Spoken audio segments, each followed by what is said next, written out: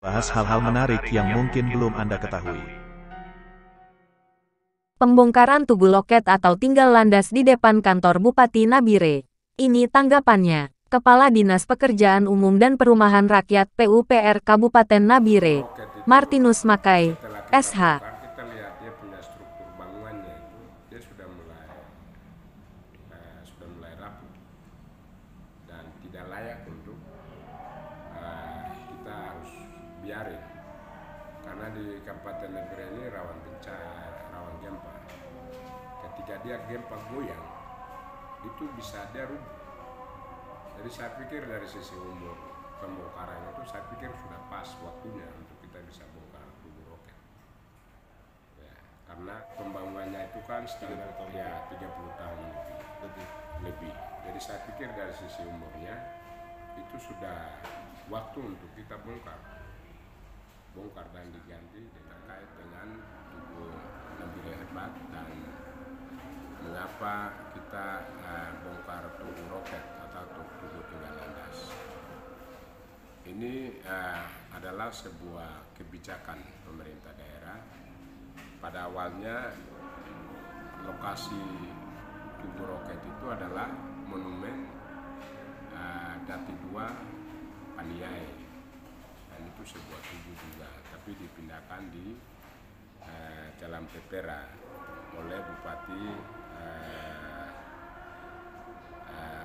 Yosef Yakob Adipata, dan kemudian dibangun tugu roket oleh masyarakat Jawa Timur Paguyuban, yang itu tidak mempunyai ciri khas Papua dan tidak memiliki sebuah sejarah yang jelas, histori yang jelas. Kemudian mengapa kita bongkar itu dilihat dari di daerah itu sebelumnya itu terjadi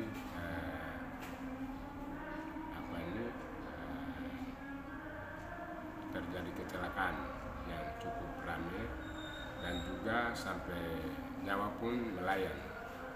Mengapa melayang? Karena di situ ruas jalannya itu sangat sempit dan tidak bisa dilewati lebih dari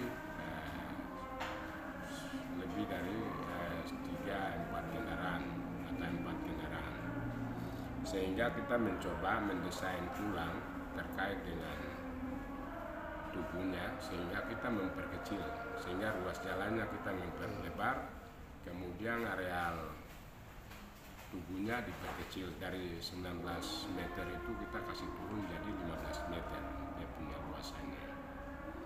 Kemudian terkait dengan nama tugu Nabire hebat, dari sisi hebatnya itu bukan mengangkat visi misi bupati saat ini, tetapi mengangkat kota Nabirenya. Jadi ada sekian bupati terdahulu itu mereka sudah melakukan terobosan pembangunan dari berbagai sektor, itu yang mengakui. Bupati saat ini dia mengakui, mengapresiasi, memberikan sebuah apresiasi kepada bupati-bupati terdahulu, kemudian juga masyarakat Kabupaten Nabire, di mana masyarakat juga ikut berperan di dalam melaksanakan pembangunan dan di dalam penyelenggaraan pemerintahan di Kabupaten Nabire. Salah satunya dengan kehadiran pemerintah di Kabupaten Nabire, sampai hari ini SDM-nya cukup.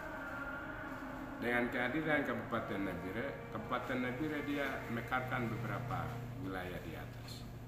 Kalau Nabire tidak ada hari ini, daerah Mepago itu saya tidak tahu, tidak ada.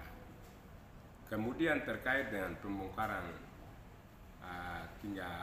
tugu roket, bukan itu hal baru. Sebelumnya juga kan pemerintahan sebelumnya mereka pernah bongkar juga tugu yang salah satunya di pintu masuk batalion di situ, kemudian di kantor KNPI dan lain-lain. Yang itu merupakan satu kebijakan yang tidak bisa dipersoalkan oleh siapapun dan disesuaikan dengan kondisi. Kemudian mengapa kita harus bangun baru itu dalam rangka penataan kota.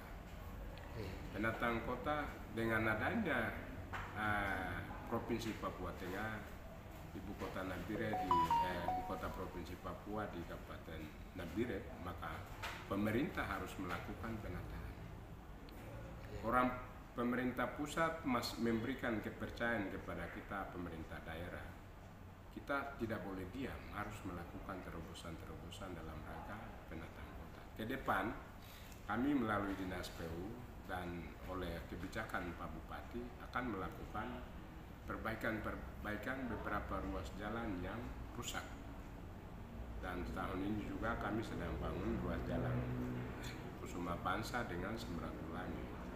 Ini awal. Kemudian besok juga kami akan bangun di Jalan Petera depan Bank Mandiri, itu kita akan bangun, termasuk juga PJU-nya. Kemudian yang berikut itu kami perlu jelaskan terkait dengan Tugu Nabire Hebat. Itu Tugu Pemda. Menurut Undang-Undang Nomor 26 Tahun 2017 terkait dengan tata ruang, semua penempatan sebuah pembangunan itu ditentukan lokasinya. Jadi di situ merupakan tugu. Jadi kita tidak membangun dengan model pembangunan yang lain, tetapi kita bangun hanya kita ganti itu disesuaikan dengan kondisi real pembangunan di Kabupaten Nabire saat ini. Ya. Kemudian terkait dengan Hebat, terkait dengan tipe arti daripada Tugu Nabire Hebat, itu menunjukkan bahwa di atas itu ada logo Pemda. Logo Pemda adalah Pemda Kabupaten Nabire yang mengayomi, melindungi, memberikan kesejahteraan bagi masyarakat dan seterusnya. Kemudian di situ ada 3 pilar.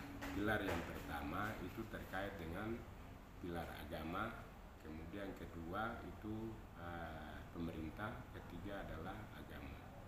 Mengapa kita munculkan 3 pilar? Karena agama inilah yang memberikan kesadaran kepada masyarakat, kepada kita umat manusia. Kalau tidak ada agama, saya tidak tahu kita ada di mana. Agama lah yang bisa memberikan kesadaran, ketakwaan, kemudian memberikan saling bertoleransi antar umat, antar manusia lain dengan manusia lain, agama lain. Dan sampai hari ini di Kabupaten Nabire itu tidak ada persoalan antar agama. Tidak ada perang, tidak ada musuh antara agama Kristen Protestan dengan Islam, tidak ada agama Kristen Protestan dengan agama Kristen Katolik, itu tidak ada permusuhan. Jadi masalah peribadatan itu bebas, tidak ada saling mengganggu. Jadi kita harus mengangkat agama melalui itu. Kemudian yang kedua, pemerintah. Pemerintah itu tugasnya untuk mengayomi, melindungi, memberikan pelayanan prima kepada masyarakat. Dan pemerintah juga untuk mensejahterakan. Melalui pelayanan-pelayanan itu bagaimana untuk kita memberikan mensejahterakan masyarakat Kabupaten Nabire. Kemudian dari sisi adat ini sebelum agama dan pemerintah masuk, adat itu sudah ada terdahulu. Jadi adat ini yang menerima agama, menerima pemerintah untuk mereka masuk di wilayah Kabupaten Nabire. Kemudian mereka yang punya hak wilayah di sini, suku Wate, suku Yeresia, juga memberikan lokasi itu tanpa dipersoalkan. Begitu mereka kasih lokasi, pembangunannya jalan tidak dipersoalkan. Nah, ini yang harus kita mengangkat adat itu dalam penyelenggaraan pemerintahan. Ketiga pilar itu harus berkolaborasi dalam rangka penyelenggaraan pemerintahan. Kalau ketika kita tidak berkolaborasi, sinergitasnya tidak menciptakan, maka tidak akan tercipta namanya masyarakat Kabupaten Nabire itu sejahtera, aman, dan mandiri. Itu dia tidak akan terwujud. Nah, untuk mewujudkan itu 3 pilar itu harus kita angkat sehingga itu bisa tercipta dari 3 pilar itu. Kemudian terkait dengan banyak kalangan yang menyatakan bahwa setuju dan tidak setuju dan mengungkapkan berbagai statement pendapat. Saya pikir soal pendapat, statement itu hal biasa. Ada yang memberikan tanggapan yang positif, ada juga yang negatif. Kemudian pandangan itu dia muncul dari kepentingan juga ada. Kepentingan hanya karena kepentingan politik, kepentingan person, kepentingan kelompok, dan seterusnya. Sehingga kami dari Dinas PU yang membangun Tugu itu berharap untuk masyarakat Kabupaten Nabire mendukung program pemerintah Kabupaten Nabire. Karena kita ingin untuk mau memperbaiki. Kemudian kita pembongkaran ini bukan berarti bahwa kita merusak pembangunan Kabupaten Nabire khusus untuk Tugu, tetapi juga kita untuk memperbaiki. Jadi untuk Tugu bukan hanya kita bikin Tugu Nabire hebat saja, tapi juga kita lakukan pemeliharaan Tugu selamat datang. Itu yang dikatakan pembenahan dan penataan kota. Kemudian nanti tahun depan kita akan rehat juga Tugu Cendrawasih, kemudian Tugu depan Yapis ini Tugu Jam, itu kemudian juga kita akan lakukan RTH, ruang terbuka hijau, di mana di depan kantor DPR. Di situ kita akan menggambarkan terkait dengan Teluk Cendrawasih, wisata mancanegara. Itu yang kita akan munculkan hiu pausnya di situ, sehingga mereka tahu oh Teluk Cendrawasih itu kedudukan lokusnya ada di Kabupaten Nabire. Sebelum tamu datang, mereka sebelum ke sana di Teluk Cendrawasih di Soa di sana, mereka sudah tahu oh ada gambar begini, ada lamban begini, berarti Teluk Cendrawasih itu di Kabupaten Nabire. Nah ini yang ingin kita mau memperbaiki, apalagi negara mempercayakan kita sebagai ibu kota Provinsi Papua Tengah, harus kita lakukan sesuatu yang baik untuk menjemput kedatangan Provinsi Papua Tengah di Kabupaten Nabire. Jadi kemudian terkait dengan kebijakan Pak Adipata, waktu itu dia Bupati periode 1989 sampai 1998, beliau melihat dari sisi kearifan lokal Jawa Timur. Jadi itu dibangun berdasarkan tipe di sana. Tapi kita tidak melihat, tidak munculkan kearifan lokal Papua. Sementara posisi bangunan Tugu itu ada di Nabire. Nah, ini yang dilihat hal-hal positifnya. Jadi kami berharap untuk seluruh masyarakat Kabupaten Nabire, untuk pandangan silakan saja, karena namanya pandangan orang, persepsi orang itu berbeda, tidak mungkin selalu sama, pasti ada yang